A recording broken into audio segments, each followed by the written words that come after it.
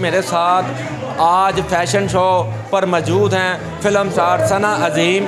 अगर इनकी बात की जाए तो इत्तफ़ाक़न ही मुलाकात, इनका नाम पाकिस्तान में क्या मुल्क भर में क्या और दूसरी कंट्रियों में भी मशहूर व मरूफ़ है। अब इनसे जानते हैं आज फैशन शो पे आके कैसा लगा इन्हें। जी अस्सलाम वालेकुम। वालेकुम अस्सलाम जी। सबसे तो पहले आपका बहुत शुक्रिया कि आपने मेरा इंटरव्यू किया, thank you so much. And मुझे यहाँ पे आके बहुत अच्छा लगा है, बहुत इंजॉय किया मैंने। और आर के रज़ा साहब ने मुझे यहाँ पे इनवाइट किया था, उनकी जितनी भी टीम है मैं उनका तहे दिल से शुक्रिया अदा करती हूँ, थैंक यू सो मच।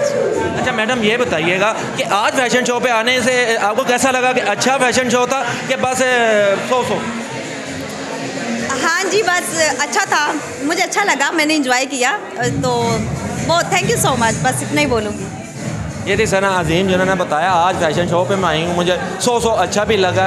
और ना आर के रज़ा साहब की अगर बात की जाए, ये भी अक्सर औक़ात इनको मैंने देखा, ये भी फैशन शो ऑर्गेनाइज़ करवा